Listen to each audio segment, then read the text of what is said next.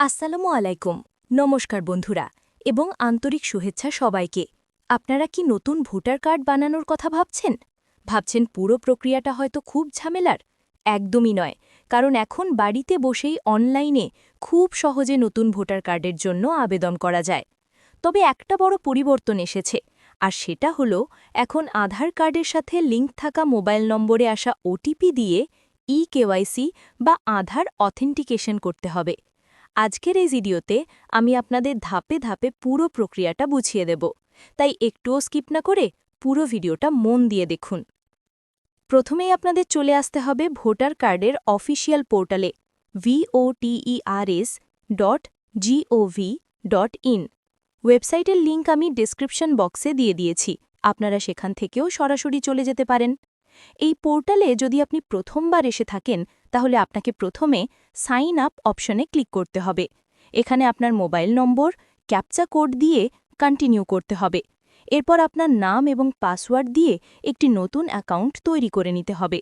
আর যদি আপনার আগে থেকেই অ্যাকাউন্ট থাকে, তাহলে সরাসরি লগইন অপশনে ক্লিক করে আপনার রেজিস্টার্ড মোবাইল নম্বর দিয়ে লগইন করে নিন।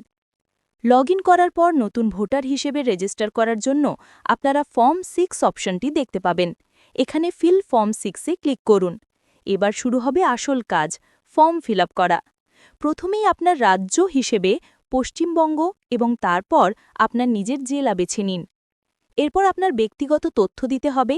এখানে একটা কথা খুব ভালো করে মনে রাখবেন, আপনার আধার কার্ডের নামের যে বানান আছে, ঠিক সেই বানানই এখানে লিখতে হবে, কারণ পরে আধার ওটিপি দিয়ে ভেরিফিকেশন হবে। উপরে ইংরেজিতে লিখলে নিচে বাংলায় অটোমেটিক চলে আসবে। যদি বাংলা বানানে কোনো ভুল থাকে, তাহলে কিবোর্ডের সাহায্যে সেটা ঠিক করে নিতে পারবেন। এরপর আপনাকে একটি পাসপোর্ট সাইজের ছবি আপলোড করতে হবে, যার সাইজ 2 MBর কম হতে হবে এবং ফরম্যাট হবে জেপেগ। এবার আপনার গার্জিয়ানের নাম দিতে হবে, যেমন বাবা অথবা স্বামীর নাম এবং পদবি লিখুন। যোগাযোগের বিবরণ, এখানে সেলফ অপশনে টিক দিয়ে আপনার মোবাইল নম্বরটি দিন, চাইলে ইমেল আইডিও দিতে পারেন। পরের ধাপে আধার নম্বর দেওয়ার অপশন আসবে, সেখানে আপনার আধার নম্বরটি সঠিকভাবে লিখে দিন।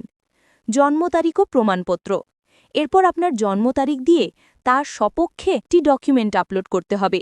এর জন্য আপনি বার্থ সার্টিফিকেট, আধার কার্ড, প্যান কার্ড বা ড্রাইভিং লাইসেন্সের মতো নথি ব্যবহার করতে পারেন। ঠিকানার বিবরণ, এই ধাপে আপনার বর্তমান ঠিকানার সম্পূর্ণ বিবরণ, যেমন বাড়ির নম্বর, গ্রাম বা শহর, পোস্ট অফিস, পিনকোড ইত্যাদি লিখতে হবে। ঠিকানা প্রমাণের জন্যও একটি ডকুমেন্ট আপলোড করতে হবে।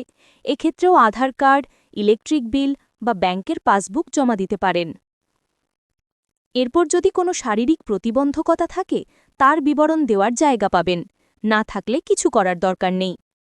আপনি চাইলে পরিবারের অন্য কোনো সদস্যের ভোটার কার্ডের নম্বরও যোগ করতে পারেন, যেমন বাবা বা স্বামীর। ডিক্লারেশন এবং ফাইনাল সাবমিট, প্রায় শেষ পর্যায়ে চলে এসেছি আমরা। ডিক্লারেশন, এখানে আপনার গ্রামের নাম, রাজ্য, জেলা বেছে নিন এবং আপনি ওই ঠিকানায় কতদিন ধরে বসবাস করছেন তা উল্লেখ করুন। ক্যাপচা এবং ওটিপি ভেরিফিকেশন, এবার স্ক্রিনে দেখানো ক্যাপচা কোডটি লিখে সেন্ড ওটিপিতে ক্লিক করুন। আপনার দেওয়া মোবাইল নম্বরে একটি ওটিপি আসবে, সেটি দিয়ে প্রিভিউ অ্যান্ড সাবমিট অপশনে ক্লিক করুন। এখানে আপনার পূরণ করা পুরো ফর্মটা একবার দেখতে পাবেন। সব তথ্য ভালো করে মিলিয়ে নেবেন। সব ঠিক থাকলে নিচে থাকা সাইন অ্যান্ড সাবমিট অপশনে ক্লিক করুন। আধার অথেন্টিকেশন, সবচেয়ে গুরুত্বপূর্ণ ধাপ। এটাই হলো নতুন পদ্ধতির সবচেয়ে গুরুত্বপূর্ণ ধাপ। সাবমিট করার পর আপনাকে একটি নতুন পেজে নিয়ে যাওয়া হবে। এখানে আপনার আধার নম্বরটি আবার লিখতে হবে এবং গেট ওটিপিতে ক্লিক করতে হবে। আপনার আধার কার্ডের সাথে লিঙ্ক করা মোবাইল নম্বরে একটি ওটিপি আসবে। সেই ওটিপিটি নির্দিষ্ট জায়গায় লিখে সাবমিট করে দিলেই আপনার আবেদন জমা হয়ে যাবে। আবেদন সফলভাবে জমা হওয়ার পর আপনি একটি রেফারেন্স নম্বর পাবেন। এই নম্বরটি যত্ন করে রেখে দেবেন, কারণ এটা দিয়েই আপনি পরে আপনার আবেদনের স্ট্যাটাস চেক করতে পারবেন। আপনার আবেদনটি আপনার এলাকার বুথ লেভেল অফিসারের কাছে যাবে ভেরিফিকেশনের জন্য এবং অ্যাপ্রুভ হয়ে গেলে আপনি আপনার নতুন ভোটার কার্ড পেয়ে যাবেন। আশা করি ভিডিওটা আপনাদের খুব কাজে আসবে। যদি ভিডিওটা ভালো লেগে থাকে, তাহলে অবশ্যই একটা লাইক করবেন, বন্ধুদের সাথে শেয়ার করবেন, যাতে সবাই এই তথ্যটা জানতে পারে। আর এইরকম গুরুত্বপূর্ণ ভিডিও আরও দেখার জন্য আমাদের চ্যানেলটিকে সাবস্ক্রাইব করতে ভুলবেন না। সবাই খুব ভালো থাকবেন। ধন্যবাদ।